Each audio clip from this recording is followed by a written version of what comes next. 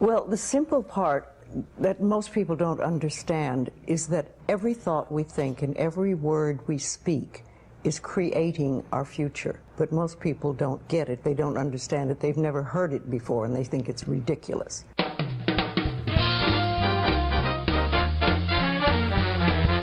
The views expressed on the following broadcasts do not necessarily reflect those of KHLT, Take 12 Radio, or our affiliates. The opinions on this show should not be considered as medical, psychological, or professional advice and are those of the host, co-host, and guest. Take 12 Radio and KHLT Recovery Broadcasting are not affiliated with any particular 12-step fellowship.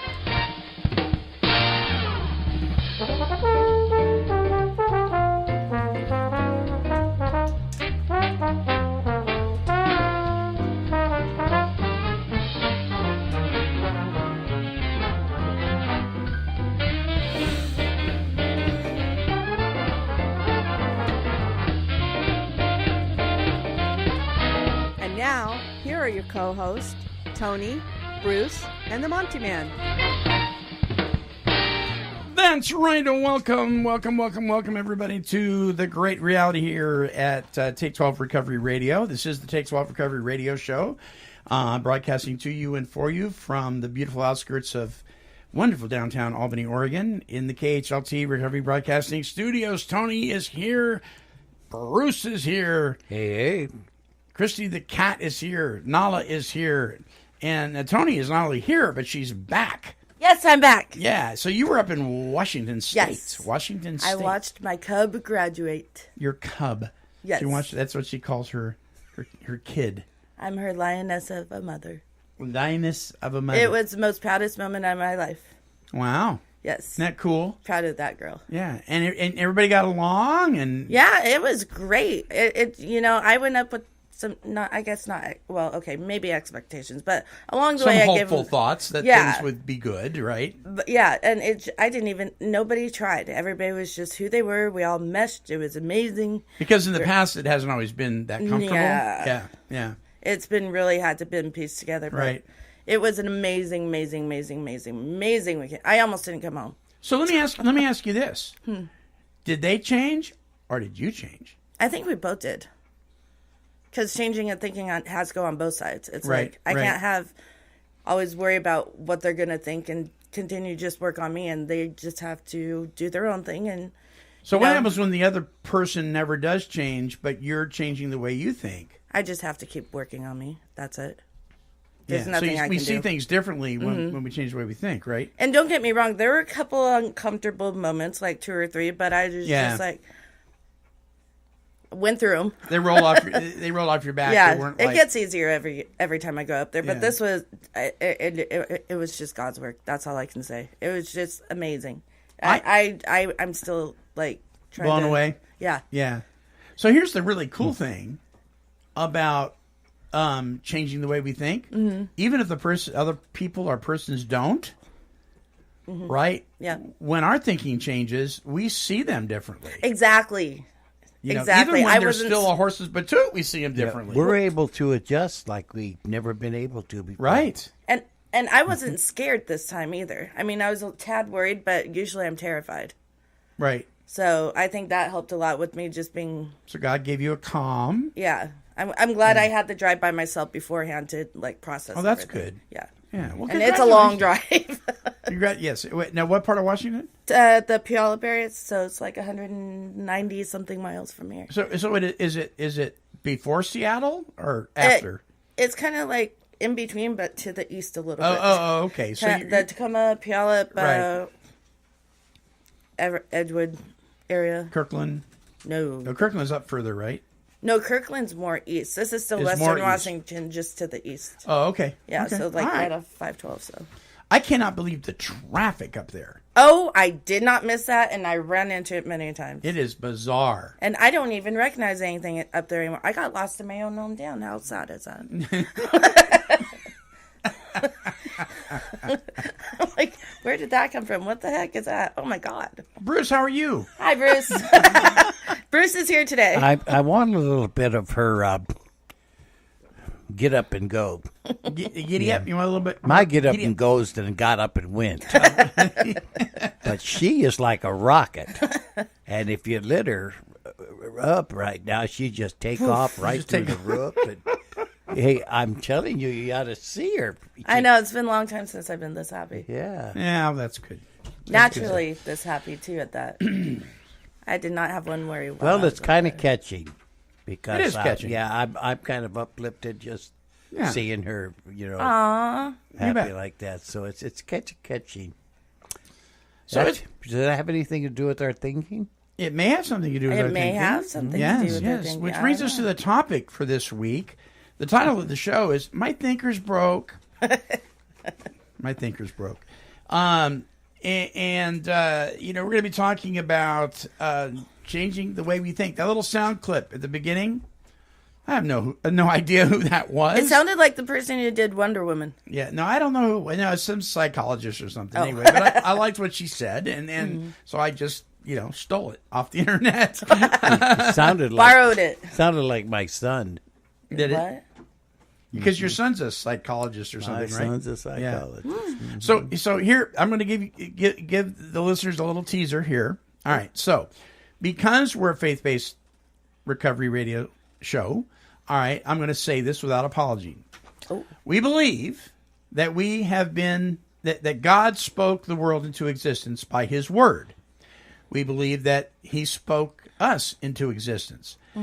And if we are indeed created in the image of God, is it not true that possibly we could speak our world into existence? Now, don't get this confused with the prosperity preaching message.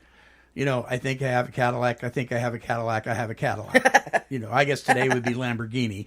That's not what I'm talking about. But I think many times with what comes out of our mouth, which comes from what we think or our heart, sometimes we speak our own world into existence. Like, I'm just worthless. There, I did it again. I'm just, I'm a loser. I'll never be like my brother.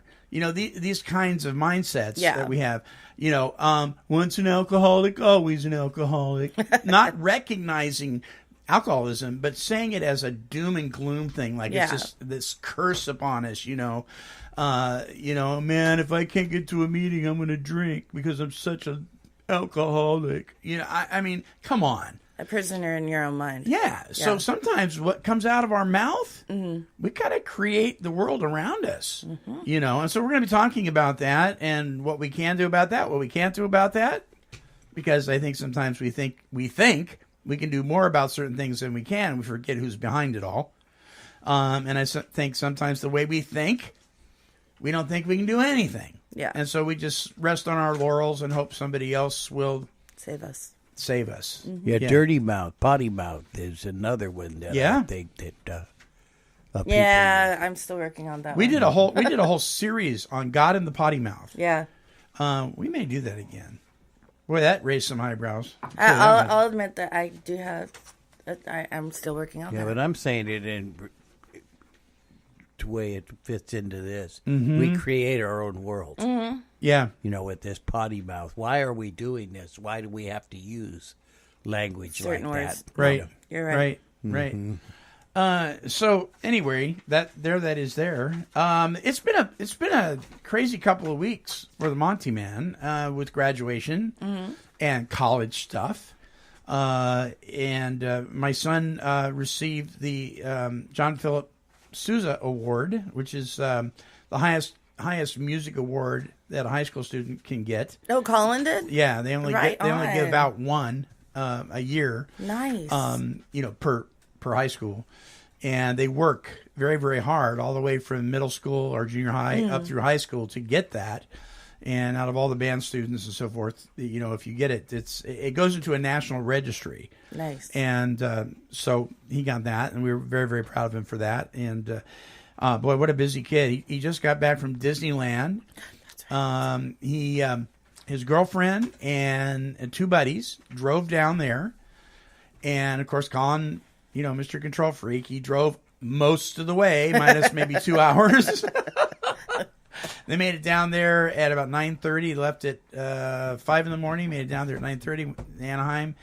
got their hotel and the whole 9 yards and did the whole Disneyland thing.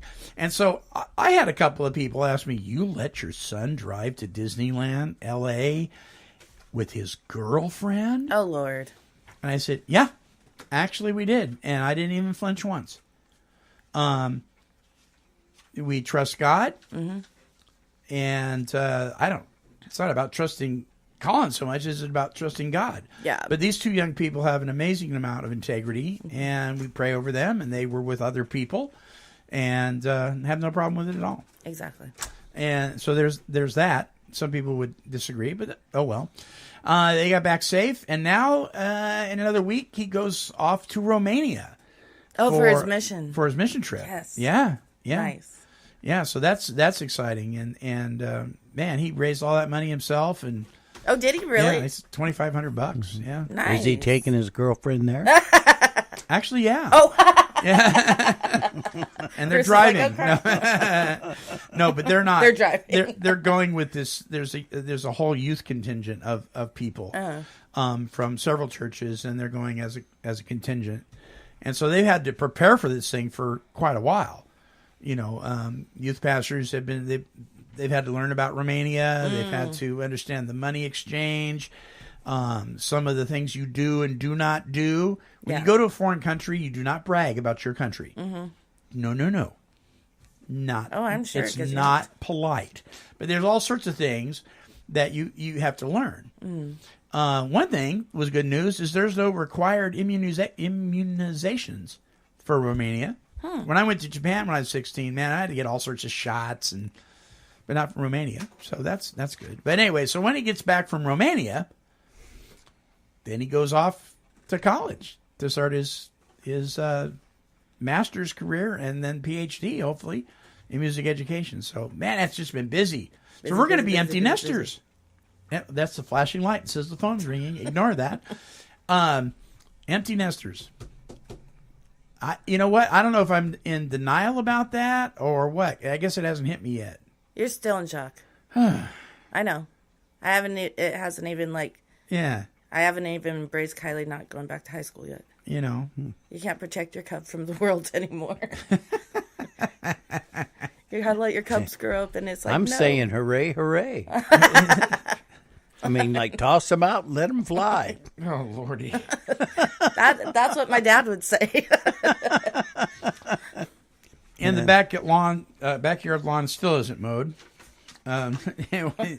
We have something in the works, so we'll keep you up to date on that. All right, so listen, we're going to hear from our sponsor, come back and do a little Take 12 trivia. So don't go away. We'll be right back.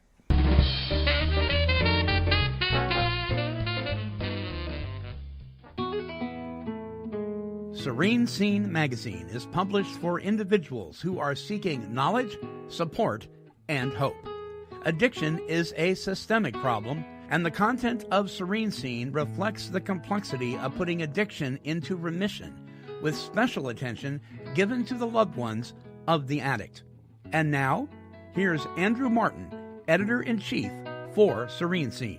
I'm Andrew Martin, creator of Serene Scene magazine. The whole purpose of Serene Scene magazine is to help people help themselves to a long-term quality lifestyle of recovery. Please have a look at some of the technological features that it has, the audio files, and the video files that are incorporated into the publication as well. I hope you have fun with it, and I hope there's something there for you. Serene Scene, a magazine for long-term healthy lifestyles of recovery. Visit www.serenescenemagazine.com and subscribe today.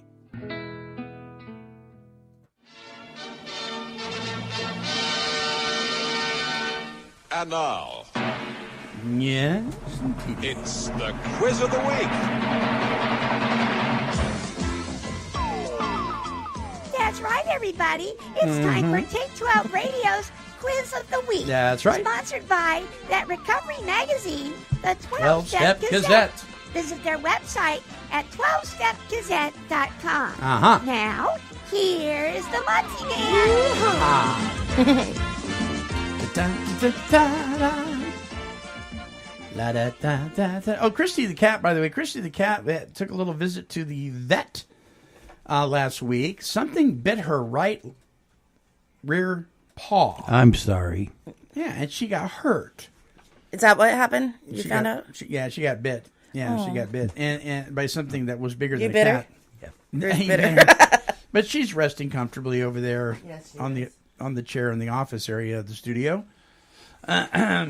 So I don't know. Human bite's the most infectious thing I know of, and I bit her good. Yeah, you gotta stop biting the cat, man.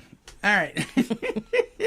So people have asked on occasion, how's Christy? How's Nala? Well, Nala, the studio dog, and Christy, the studio cat. Nala's sitting here. Is Nala sitting there? Yeah, Nala's right by me. Nala's right there, too. All right, so take 12 trivia, absolutely useless trivia this week. Totally unrelated. Each one is totally unrelated to the other. If you get it right, there you go. And if you get it wrong, there you go. Did you say useless trivia? Yeah, useless trivia. Oh, I'm good with useless stuff. Okay, here.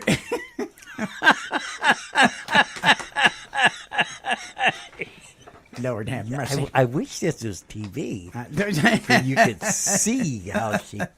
She's on fire. Yeah. Fire. Alrighty. Then Question number 1. I'm following Tony. Question number 1. All right.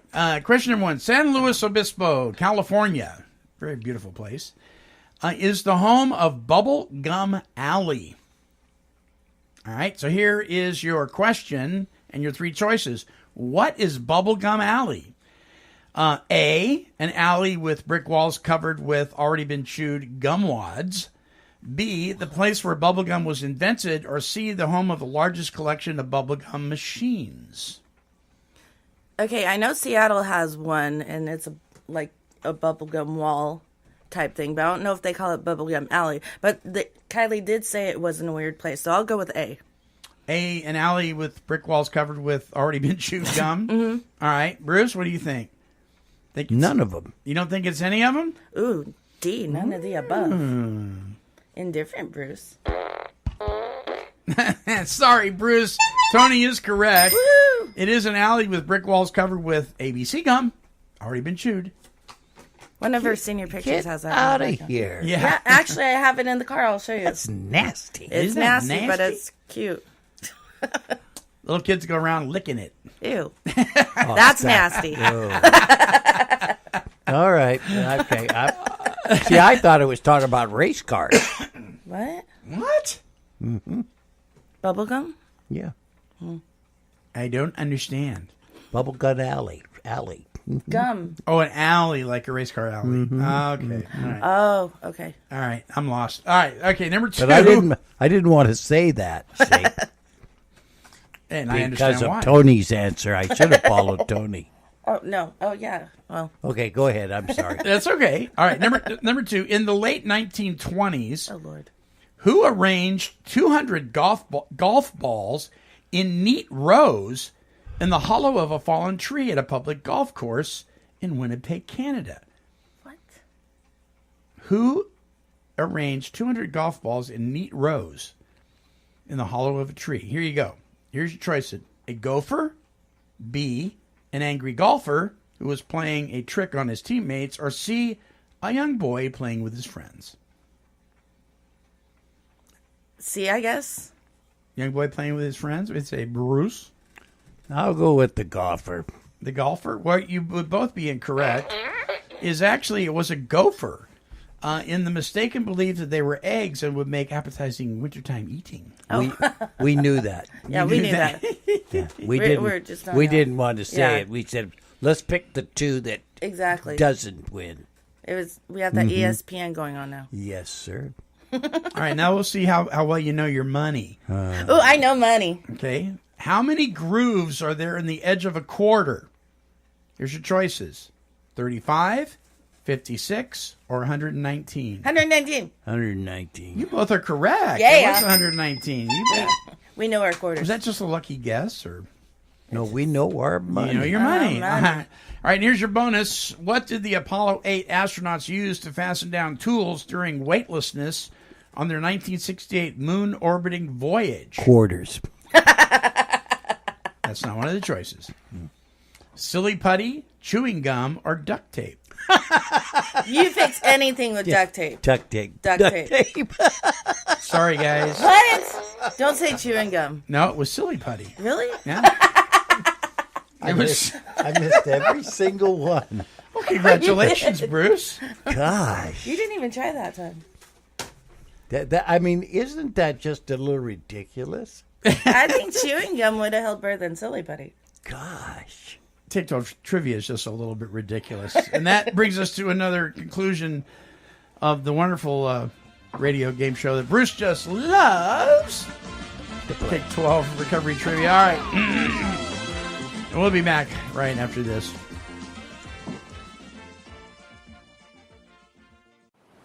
Free by the Sea is a drug and alcohol recovery center located in beautiful Ocean Park, Washington. This facility is amazingly gorgeous, but what's even more amazing is the integrity of the staff and the treatment provided for those wishing to recover from narcotic and alcohol addiction. The folks at Free by the Sea have a passion for presenting the solution to addiction for you or your loved one. To speak with an admission specialist, visit freebythesea.com or call toll-free 800-272-9199. This place is simply amazing.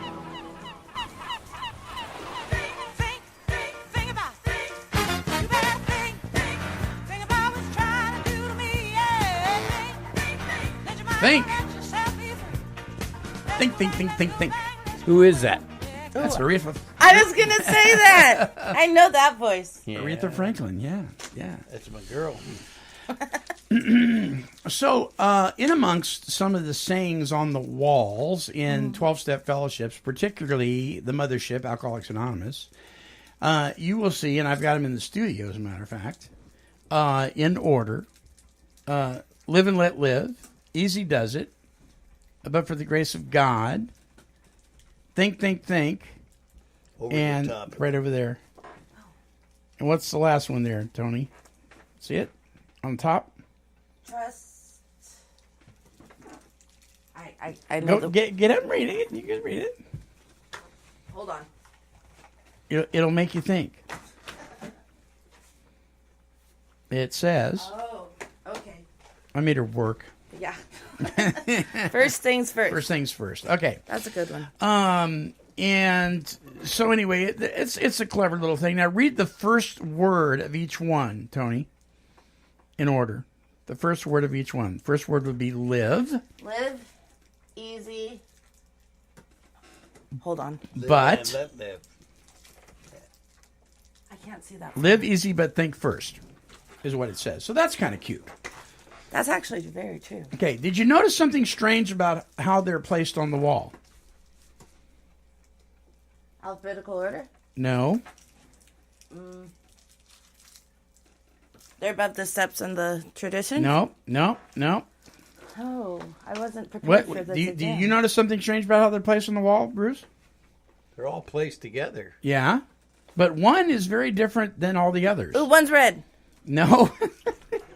Oh, one is red. Can't believe you guys are missing this. One is upside down. Oh, I was wondering why that was One that. is upside down. Okay. The think one is the one that's upside I down. can't see the upside down one. Yeah. From where you are? No. One is upside down. Okay. And so many people already know this, but for the sake of those who don't know about why that's upside down, is many of these platitudes that we've used don't even come from Alcoholics Anonymous. Some of these actually come from Al-anon. Mm-hmm. The think one certainly does not, because our thinker was broke. All right, and so if you're out there running amok and you think you're going to think yourself sober or think yourself clean, you got another thing coming. Mm-hmm. You know, I tried that. How about you? No, plenty of times. I'll just, and the big book talks about we tried different methods like switching brands, only drinking on weekends, all that stuff. Hard right? alcohol to wine. Yeah. Mm-hmm. So we try to think or reason ourselves into it. And I'm telling you that if you're an alcoholic or a drug addict like me, that thinking yourself that way isn't going to work. So this was cute and everything, but the think thing, the story goes, and I'm probably missing it a little bit, but you'll get the idea. There was a gentleman that was working for IBM, and he came across they would hand out these slips with their paychecks. These like neat little sayings and stuff with their paychecks every week, and he would hand these envelopes out. And his boss gave him one that said "Think, think, think." It was a techie thing because they're in these think tanks and all this stuff, right? Yeah. And so he liked it. And he took the slip, think, think, think, and he was volunteering at I think it was an intergroup or something similar for AA, and he started sending them out to the groups, think, think, think. And it kind of caught on, and so they made a wall hanging that said, think, think, think. Think before you drink, think it through, think green. You've heard those terms. Yeah. The problem with that is if your thinker's broke... it doesn't work. And therefore, in many meetings across the U.S., the think will be upside down because it doesn't work. It just doesn't. And so then it's always kind of a neat little topic for discussion. People go, I didn't know that, where they came from, that kind of thing. So, having said that, what happens when we enter into a relationship with God and he is the one that removes our character defects. We don't. And our thinker starts to heal and starts to change. And we start looking at things a little differently. Yeah. Okay. What I have noticed amongst a lot of people, a lot of God-fearing people, a lot of people who love God with all their heart and soul, they're still not thinking right. They're still doing the negative self-talk. There's, I'm just a loser. I'll never measure up. I can't be like my brother or my cousin. I used again. Oh my gosh, I'm worthless. I'll never be able to stay sober. On and on and on and on and on. It goes. And these are people that many of them have recovered, and their thinking took them right back. Yeah. So here's a little statement. There is a cause and effect relationship between how we think and how we act. If you change your thinking, and may I suggest that you can't without the power of God. If your thinking changes, you change your actions. If you change your actions, you'll change your outcomes. If you change your outcomes, you'll change your life. This is so important because how you think determines everything else in your life. Proverbs 23:7 says, "For as one thinks, so he is." That is so true. So it's biblical. What in the world is going on? Why do people that have supposedly had a spiritual awakening as a result of these 12 steps, they've been sober for a long time, they're walking with the creator of the universe, and their thinking is still messed up? Bruce, chime in. Santa Bruce. Well, it's because I think that they think they can go out and change these things themselves. Yeah. I think that we think God needs help, and our part is to go out and fix this, you see, and work on this conduct or this attitude or this sort of thing, when I believe that it's different. Okay? What I think we're supposed to be doing is learning to enter into a relationship with Him and then live out of those blessings. So, I'm going to give you a hypothetical. I've entered into a relationship with him, with God. All right, let me just use the thinking part because that's what we're talking about. Right. If I enter into this relationship, how am I doing that? And what I'm trying to do is change my way of thinking. So what I'm doing is I'm replacing what's going on in my head, this crazy insanity, this nonsense, this repeated little squirrel, with biblical principles. Right. And I'm trying to live out of those principles. So I'm replacing that with godly things. And that's changing my conduct and the way I operate in the world. Yeah. You see what I mean? Yeah. And so that's what I'm trying to do. Remember that we're here to have this spiritual life, and we're here to grow in that. And we're here to do His work, not ours anymore. So we have to replace our thinking, change our thinking by replacing it with biblical principles. Yeah. Or with godly principles, we'll say, if you don't like that. You know. But that's what I believe we're doing. And I believe that's how we change, is to replace that. And it takes a little work on our part. Yeah. Yeah. So there's got to be some form of determination, some willingness to change the way we think, right? Mm-hmm. So Philippians, the book of Philippians, chapter 4, verse 8 says, "Finally, brothers and sisters, whatever is true, whatever is noble, whatever is right, whatever is pure, whatever is lovely, whatever is admirable, if anything is excellent or praiseworthy, think about these things." Mm-hmm. And that's so true, too. Exactly. See, we change it by... Oh, well, I know in, like, my situations as I grow out these, tomorrow will be 6 years sober, but... Tomorrow? Tomorrow. Wow! Yeah. Thanks. But each year, I will say the first 3.5 years, I won't lie, I was telling myself I'm not, so-and-so doesn't like me, or, this part of the family doesn't like me, or I'll never be like my brothers and sisters. Right. And it really consumed me personally a lot. But after I kind of just said, there's nothing I can do about it, and actually believed it, then I started growing in my thinking process. So it took a very long time, because I'm so like, love me, love me, love me, love me, love me, love me. And I just have to, something just clicked, and I'm like, you know what? I'm just going to work on me, and they have to fall into place. I don't have to fall into their lives. They have to fall into mine. Now, whether it happened or not, I'll never know. If it does, it does. I'll welcome them. If not, then, there's a lesson in it somewhere for me, and I'll learn it along the way. And what do you think I can about just that, go Bruce? from there. I'm wondering if that isn't the process, that what we do is we're doing our will. We're doing secular things. Well, to a point, but I have to realize that I can't be God. I have to let God do work for me, and I really... So you're depending on that. him to change the way you're thinking. Well, I guess giving it up is what I should have said. Let me rephrase that. Oh, okay. I was trying to run the show, and I wasn't letting God do his work. And when I finally let that happen is when I finally let those thoughts go. And it became easier to grow in sobriety these last 2.5 so years. Well, I love that, because what you're saying now is that the circumstances didn't change, but my thinking changed. Your thinking changed. Yeah. You know what I mean?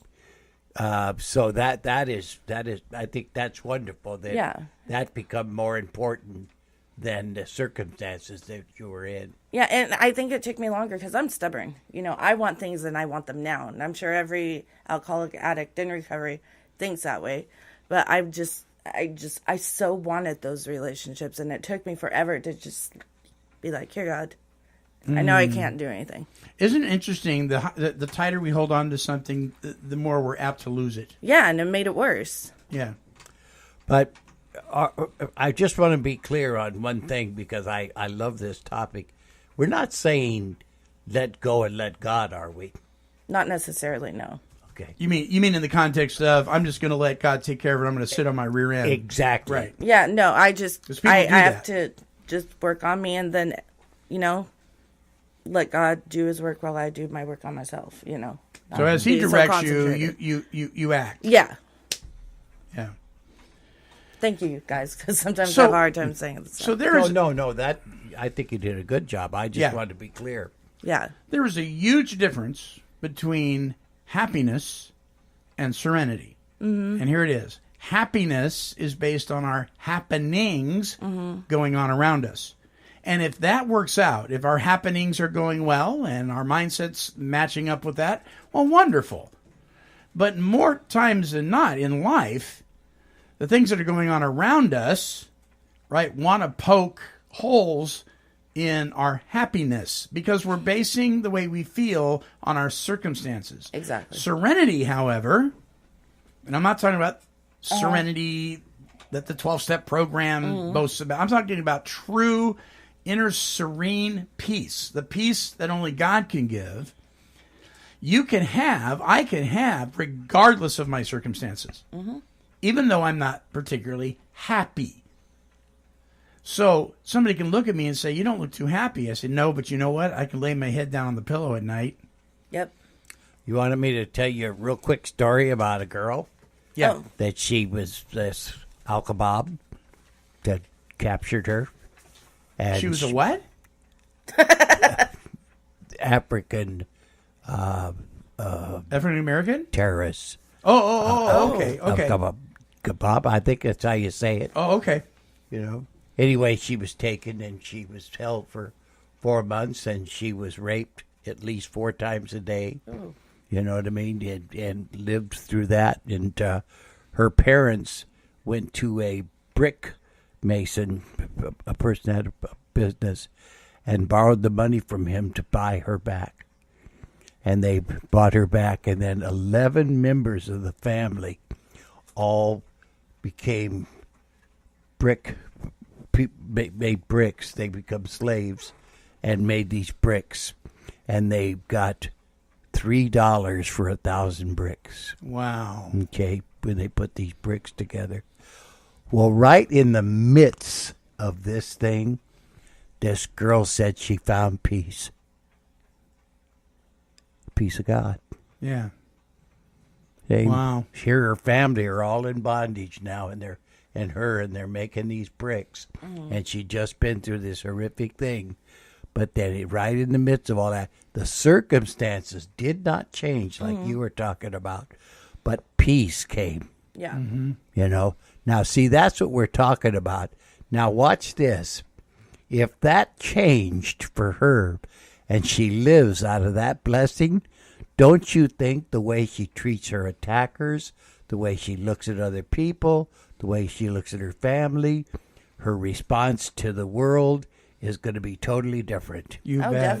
Definitely. See, that's what I think we're doing about changing our minds, is learning to get into that sort of relationship and let his principles be the ones that we look at and we start to trust in, that's in our head, instead of what we're thinking.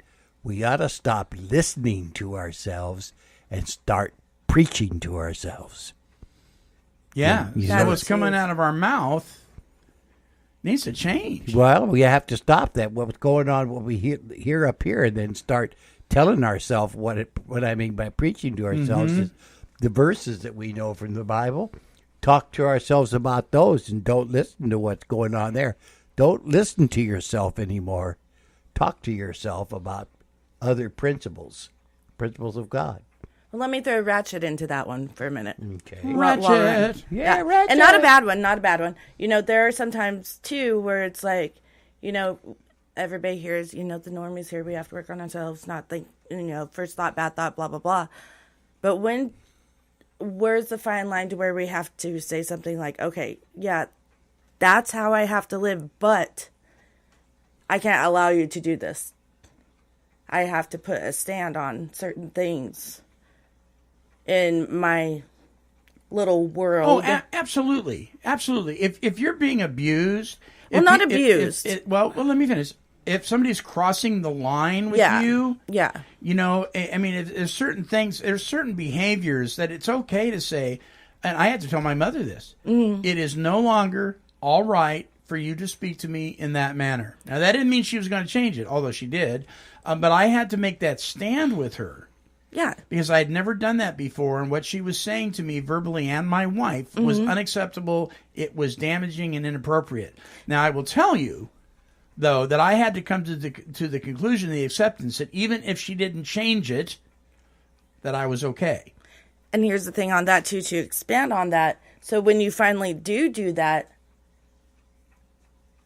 or I have found that at times, they fall back, be like, you know, this is why we don't say this, or this is why you're in the dark about this, and blah, blah, blah, blah, blah, blah. I'm like, just because I stood up for myself. So that's, you know, I still have to work on myself to be able to forgive them for that. But it's just, sometimes it's hard to do the right thing. Well, there's nothing wrong with setting healthy boundaries with people. I don't understand how sometimes they can be like, that's why we don't say things to you. Or I guess I'm asking a question in return. I think the only way I can answer it, because I think we could talk all day about this and use topics, is I find it much easier to deal with people on a spiritual level than I do on a secular level.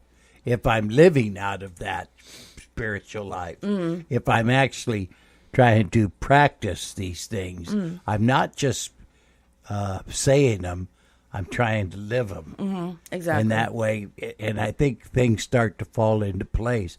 Now, I'm not saying that I always get a good reaction. Yeah. I don't. You know what I mean? But what you're talking about is, I think, is on a very personal level. Yeah. Sure. Well, and it's probably a little off the subject, and I apologize about that. No, it's not off the subject. Okay. But I think it's the only answer I could give is that I think it's on a very personal level. And for me, what it tells me is that I have to work harder on this spiritual life. Yeah. Because that's the only way I know of changing or being able to adjust my attitude. Yeah. And live in this world. I'm of this world, but I'm not part of it. Yeah, yeah. And that's eventually what I've been trying to do, slowly not respond and just pray about it. So it's upside down and backwards, Tony. It is sometimes. It really is. It goes against everything that our body and our flesh wants to do, and our minds. And that's why it's so important to learn to trust him and live by his way of life. Yeah. Remember, we're looking for his will and the power to carry that out. Right. Yeah. Right. And I'm not perfect whatsoever. I have flaws and I still skip. But it's a good question. Thank you. Wonderful question. Yeah. I just didn't. It it seemed appropriate because I've wanted to ask that for a very long time. Bet. So I just thought. So I'm sorry. No, never. Don't be sorry. You just parked the program. So, I can sit cross-legged on the floor in the, what do they call that? The Lotus Position or whatever, all day long, and think that my poor kitty who got bit, that her leg is going to heal just because I'm thinking it. Yeah. But unless I pick her up and take her to the vet and do the responsible thing, she's not going to heal. Absolutely. Now, am I still dependent on God for a healing? You bet. I prayed for her. I prayed over her. I am depending on God. Yeah. But, you're sitting in the car and you want to get somewhere. You got to start the engine, dude. Get into action. You got to put your foot on the pedal. So we do have a lot of people that do, this thing where they just, let go and let God, and then they sit back, wait for lightning to happen. Yeah. It ain't going to happen. And I say we do play a part. Yes. But the part is living out of it, not for it. Not for it. Right. Exactly. Right. I'm living out of it, not for it. Now, this brings us to the spiritual condition that we have, that we think, our thinking gets really messed up. Yeah. Okay. Upside down. Now, this is from one of my favorite authors, Mr. Oswald Chambers. And listen to what he says. A pitiful, sickly, and self-centered kind of prayer and a determined effort and selfish desire to be right with God are never found in the New Testament. Let me say that again. A pitiful, sickly, and self-centered kind of prayer and a determined effort and selfish desire to be right with God are never found in the New Testament. The fact that I am trying to be right with God is actually a sign that I am rebelling against the atonement by the cross of Christ. That's right. So I'm thinking that I need to straighten up. Yeah. And that because I am unable to straighten up, I'm thinking a little harder. Maybe I'll change this. Maybe I'll go to another church. Maybe I'll go more often. Maybe I'll read my Bible at 5 a.m. instead of 6 a.m. Maybe I'll just start reading, and I have never read. Whatever. But I am going to make myself right with God. The fact that I'm trying to be right with God is actually a sign that I'm rebelling against the atonement by the cross of Christ. I pray, Lord, I will purify my heart if you will answer my prayer. I will walk rightly before you if You will help me. But I cannot make myself right with God. I cannot make my life perfect. I can only be right with God if I accept the atonement of the Lord Jesus Christ as an absolute gift. See, that's absolutely right. That's one of the things that if you do the steps the way they're given in the book, is opened up to you. Yeah. Our real problem is this. Now, listen to what I'm saying here, is we don't know how to receive the gift. Right. See, we want to do something for it. We think that we play a part. And when we do that and we fail, all we can do is work harder the next time. Amen. You see what Yep. what I'm saying? But this teaches you to open up and receive the gift. See, that God has already given to us. When you start to do that, then the change starts to happen from the inside out. Now listen to this. Am I humble enough to accept it, the gift? I have to surrender all my rights and demands and, check this out, and cease from every self-effort. I hate to say the Disney phrase, but let it go, baby. Yep. I must leave myself completely alone in His hands. It's almost a picture of looking at myself and stepping out of the picture. And that's exactly what it is. I completely alone in His hands, and then I can begin to pour my life out in the priestly work of intercession. Then I can do that. But I've got to leave myself in His hands before I can do anything. Remember, He resists the prideful and raises the humble. That's right. See. And then he says this in his last paragraph. There is a great deal of prayer that comes from actual disbelief in the atonement. Jesus is not just beginning to save us. He has already saved us completely. It is an accomplished fact, and it is an insult to Him for us to ask Him to do what He has already done. Exactly. Do you remember the startlement that I went through, and I was just crazy for about a month when I realized that I was asking God to come join me in my little plans? Right. Lord, I'm join praying us today. I'm saying, okay, trying to make a deal with God. I'm going to Frank's place, and I'm going to go over there, and I'm going to teach him, please be with me. You see? Nice little prayer. But what I do is I'm asking God to join me in my plans. I didn't once think about what God's plan was. And you didn't once ask God to guide you in your direction for the day. No. You already made your plan and went. So you're thinking it was backwards. And when I realized that was happening, that I was still doing that, but just in a different form, I couldn't believe it. Right. Here I'm a believer, and I'm teaching people and all this other stuff, and I can't even pray properly. But you're also human too. Yeah, but it was startling to me. I mean, oh my goodness. Well, and then we do the human thing. We think.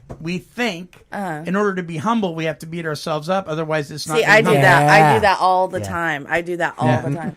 And then there's the third, where like I just thought of this because I see people do it all the time. They think they just do that, what you just read once, and then their life's going to be just, what? But you know what I seen for the first time in my life? over. I started to see there was opportunities here. Yeah. It was an opportunity to grow closer to Him and to have Him direct my thinking, and that he could help me with my prayer life. True.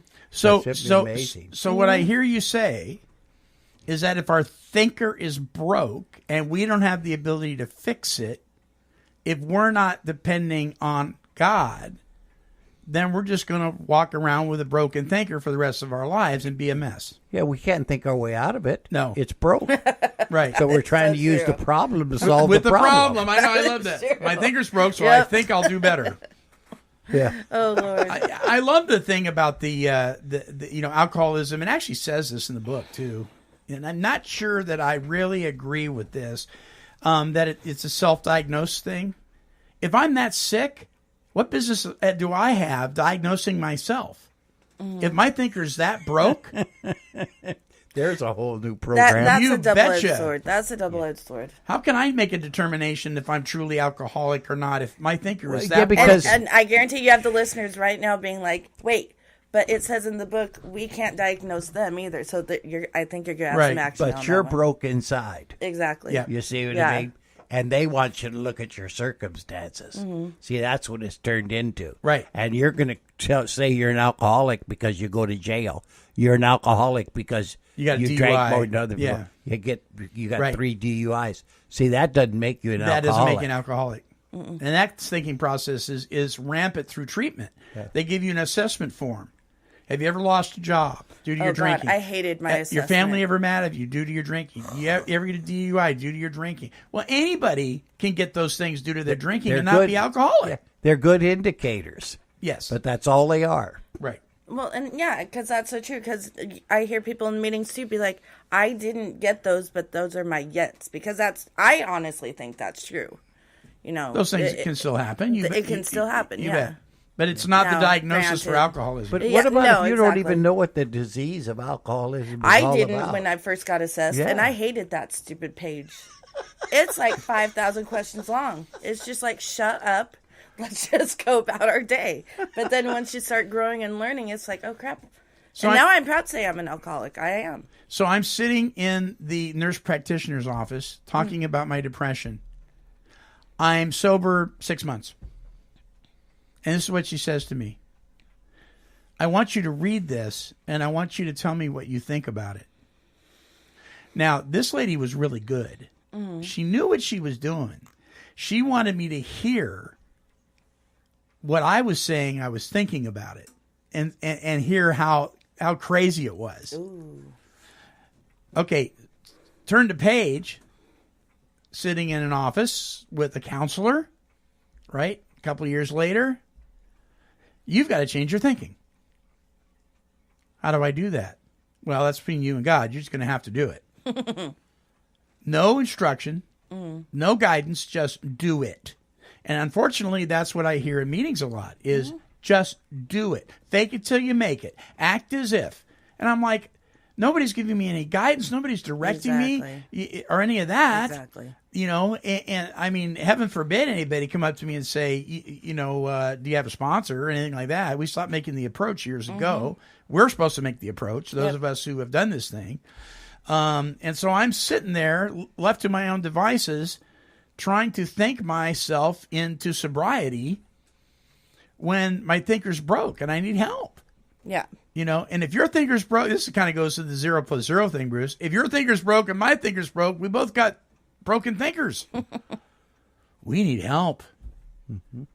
And so you go to church and you're sitting in the pews, you know, and this sort of stuff is going on, and then they're wondering why the church is failing us. And I do believe it's the Word of God that transforms our lives. Yeah. You know, I believe that. I don't want to get into that. It's a whole other... it is... a whole other show. No, you're right. But, Bonnie, the knowledge is a great thing, but it's what we do with it. Yeah. Sure. That's wrong. Take it to God. When you find out who you are and your inability to conquer it, take it to God. And that's what this thing is all about. It's about looking at the symptom we call alcoholism to see our brokenness, for we can go to Him with a contrite heart. Yeah. And if you're broken and you see that you need Him to fix it, you're going to go to Him with a whole different attitude. Yeah. And it will change your thinking. Yeah. You bet. Yeah. You want to do it. It'll change your thinking. Yes. It'll transform you. And you'll stop saying, I did this. Look at me. Right.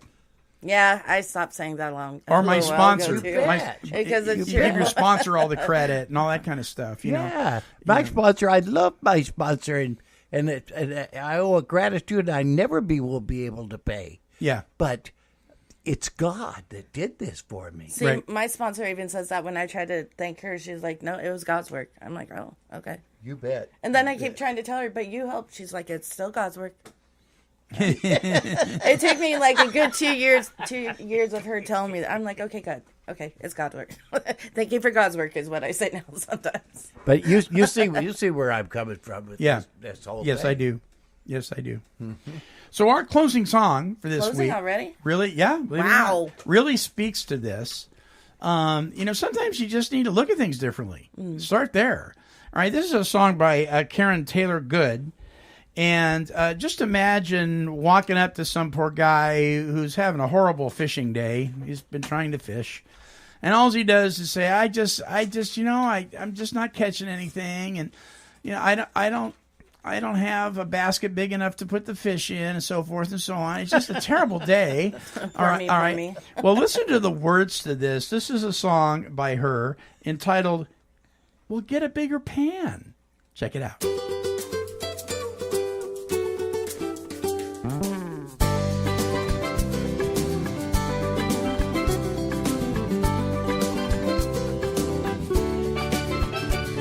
I was standing by this fisherman out there on the bridge.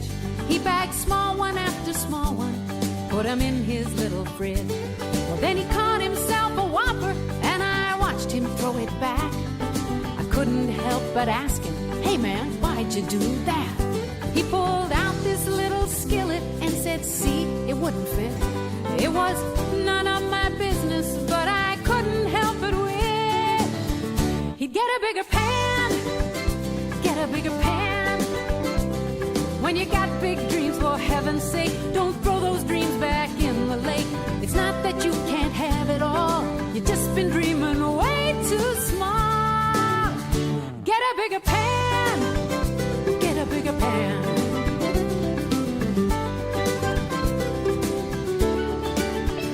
I've been thinking like that fisherman more times than I can count. Every time I felt unworthy, ran myself down. I'd get afraid and wouldn't play what I had there on the line, thinking that the big fish couldn't possibly be mine.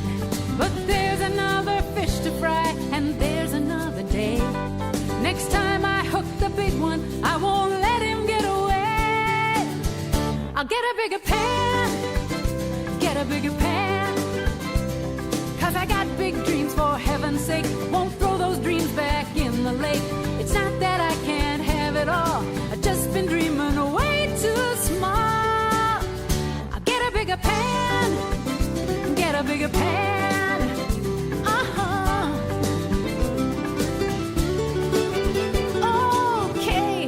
Okay, I've got it figured out, for self-esteem as well as dreams and trout. Get a bigger pan, get a bigger pan. When you got big dreams, for heaven's sake, don't throw those dreams back in the lake. It's not that you can't have it all, you've just been dreaming way too small.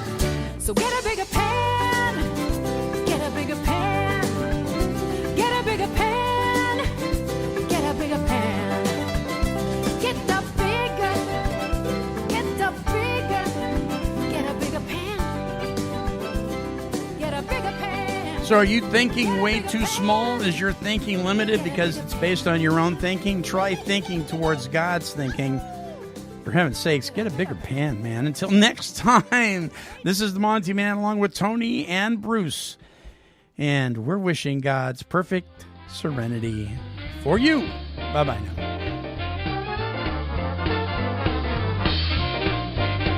This has been a broadcast of Take 12 Recovery Radio and KHLT Recovery Broadcasting.